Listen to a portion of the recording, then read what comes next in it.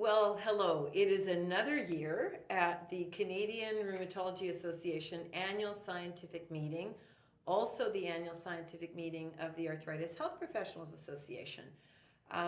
Every year, the great thinkers and the great clinicians, rheumatologists, physiotherapists, occupational therapists, and all manner of health professionals who practice daily and do research daily to help people like myself and my first guest, Shanon McQuitty, who is with Arthritis Research Canada's Arthritis Patient Advisory Board. So welcome, Shanon. Thank you. You're more than welcome. We're so happy to have you here today. You're kicking us off because you're also one of our interviewers, one of our roving reporters. And it's just a delight. I think this is, what is it, Anita, our 5th year? This is our 5th year of bringing the hashtag #CArthritis Facebook and Twitter live event to you. And we couldn't be happier. We've had tens of thousands of people tune in over these last 5 years. People like us, people living with arthritis, learning in real time as science is being presented, as new research is being presented. The Arthritis Broadcast Network, which is these broadcasts are a partnership between arthritis consumer experts, the Arthritis Patient Advisory Board, and the Canadian Spondyloarthritis Association. So we gang together. We work together throughout the year, but this particular opportunity here at the Canadian Rheumatology Association and Arthritis Health Professionals Association meeting gives us a chance to really kind of dig around in the latest knowledge. We learn ourselves, and I'm sure that's been your experience, Shanon. Absolutely. But we really endeavor to bring that information in real patient speak out to you. So welcome everyone. We're going to be broadcasting until Saturday, I think it's midday. So tune in often. If you don't catch something live, it will live on the Arthritis Broadcast Network Facebook and Twitter feeds. So you can always access them there. As well, in a few days, they'll be uploaded to our YouTube channel. So thank you for letting me take care of that housekeeping business. Shanon, this is your first time you're going to be interviewing, so you look fantastic, by the way, just like those fancy dancy reporters on CNN. With our blue eyes up here. Yeah, exactly. First, I want to ask you about you. Mm-hmm. So you're a patient, obviously, a person living with arthritis. Tell me what type that you have. I have rheumatoid arthritis. Okay, and how long have you had it? I was diagnosed late 2011, so diagnosis has been 7 years, but I believe I had it longer. So you had things like inflammation. Correct. So that's the mystery, right? That's yes. the mystery behind inflammatory arthritis for those who are listening and maybe most likely have shared that experience. I'm the same, Shanon. I went with a few, swollen joints that I just thought, I overextended myself. Correct. Yeah. I'm getting old. Yeah. And so what drove you? I'm getting old. But we know arthritis isn't a disease of the aging either, especially not our disease. But if you have no prior history. Right. Yeah. So what drove you to get answers? What was it that really was the tipping point for you? The tipping point, I initially had bilateral tendonitis in both my feet, but because I have a history of problems with my feet, they went to, structural issues. That was the diagnosis. Mm-hmm. It didn't go much further than that. So I walked around for years. In pain. Way. Of course. Yeah. And then initially it started in a finger. I got pain in one finger. So not bilaterally. And then the finger started to bend and wouldn't straighten and with a great deal of pain. And just at the same time, I started having some knee pain that was unusual. Yeah. So that's when I said... So you started stitching those things together going, this isn't normal. The finger not bending, not normal. You blow it off. Yeah, you're busy. Yeah. So then, but when the knee started to have pain, I'm like, I got to see what this is. Yeah. Yeah. Well, you have, I don't really like to say that someone embraces their arthritis, but you have embraced your diagnosis because I know you. I can tell. Not initially. No, I know. No one does. Everyone uses you know what, Oh yeah. and sheds a lot of tears. Yes. You're confused. You don't Grieving. know why. They're grieving. All of those things. But I guess I kind of not to gloss over that process or that journey for you. Yeah. But where you find yourself today as a member of the Arthritis Patient Advisory Board of Canada's largest clinical research team. They have centers in Vancouver, Calgary, and Laval. What was it that made you say to yourself, okay, I want to give back, and I want to give back in this very specific way, which is getting involved as a patient in a meaningful way. So I'm not just saying, taking a survey, getting involved in a meaningful way, and maybe describe for our audience what APAB, the affectionate acronym for your advisory board that lives within the Arthritis Research Canada. You're self-governing, you're funded by ARC, so you're completely, I don't want to say insulated, but protected. Your existence is protected, that they're committed to having you there, not just in projects, advising at projects, but also at the board level. So talk to us about the role of the advisory board and some of the things that you do.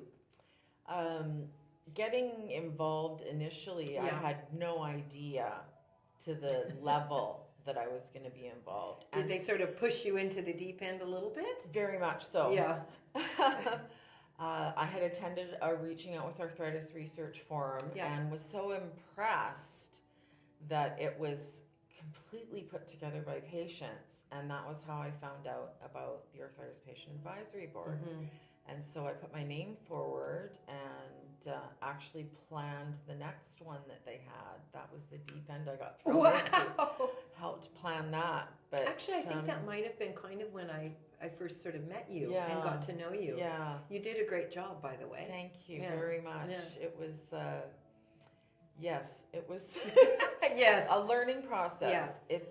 It's definitely the culture at Arthritis Research Canada and the attitude towards the Arthritis Patient Advisory Board, being involved in an entity where there's researchers that have only ever done research that involve patient partners from pre-grant stages of their research. So you're actually working with them to ideate. You're sitting there rolling up your sleeves, going, okay, and you're working together side by side in an equitable, respectful way to actually come up with the right question to tackle. So this just is groundbreaking work. It did happen in the Canadian Arthritis Network, but one of the key drivers of that was Dr. John Esdale, who's also your scientific director at ARC. So the culture, I think you nailed it. Yes. That word culture is critical to making sure patient engagement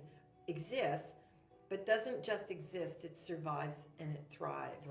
Yeah. How many members are you now? I believe we're around 17. Okay. We are growing. Yeah. We are wanting to grow. Alert, wanting to grow membership, and we'll tell you how to do that at the end. We are a volunteer entity board that is understanding because everyone on the board has one form of arthritis or another. Yeah. So it's a very understanding group and supportive group. So do you buddy up, like if someone can't attend something or is in a flare or having a surgery? I mean, these are the realities of our disease. Yes. You've got a backup plan, it sounds like. Yeah. Yeah. There's ways, we have video conferencing in for our meetings. Right. We have a mentorship program for new members because the learning curve is quite steep and can be a little bit intimidating. Yeah.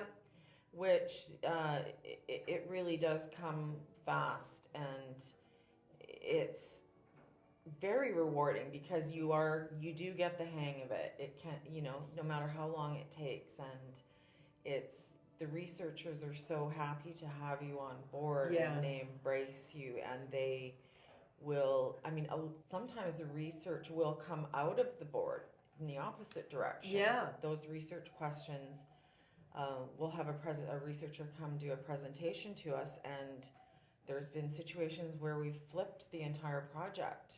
Reverse takeover. Reverse takeover. Yes. World domination. is the goal. I love it. I accept nothing less from you. Excuse me, recovering from a cold.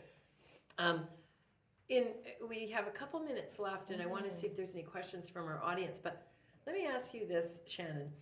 There's a well-defined orientation program. There is an application process.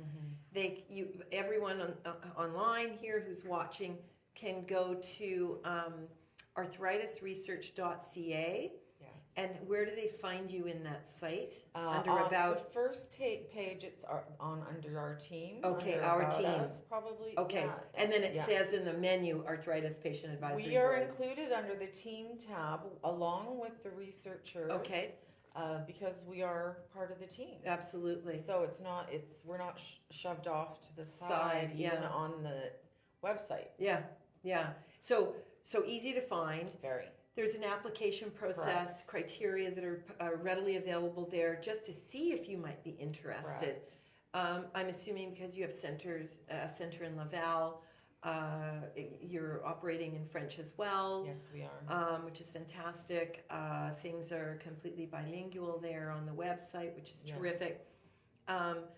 In 30 seconds, tell me what one project, and this is not to cheat out all the many I know you've been a part of, but in sort of since your time there, what one project would you say you've been involved with where the outcome is known and it's out there working for people? The Peers Project. Okay, so explain with that. Dr. Koehn Hamilton. Peers is patient engagement and research study, and it's been very well received. Yeah. Dr. Hamilton really walked his talk through the whole process as well. And as I understand it, what you did is you worked with him together to build a brand new framework. Correct. That other researchers can follow and patients Yes. in their work. Yes. In other words, and you've got a workbook. We have a workbook now. Which I'm actually in a project and we used your workbook and it works perfectly. So well done. So that's fantastic. And it's in use. Like people are using it now. Use. And another part of our work at APAB and with ARC is the poster that came out of the Peers Project. Yeah.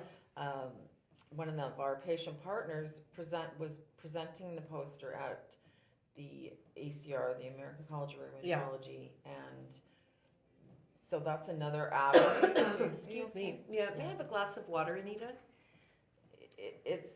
You can get as involved as you're comfortable doing, and taking the opportunities to learn with each project that you get involved. Fantastic. More and more. So you're kind of thrown into the deep end, but not. No. Yeah. Because you've talked about a mentoring process. Correct. Thank you. That's the lovely hand of Anita Chen. Thank you. Pardon me, audience. I'm recovering. This is week 4 of this horrible cold. Oh gosh. Yeah, so mentoring process, and all of that happens through this peer framework. Correct.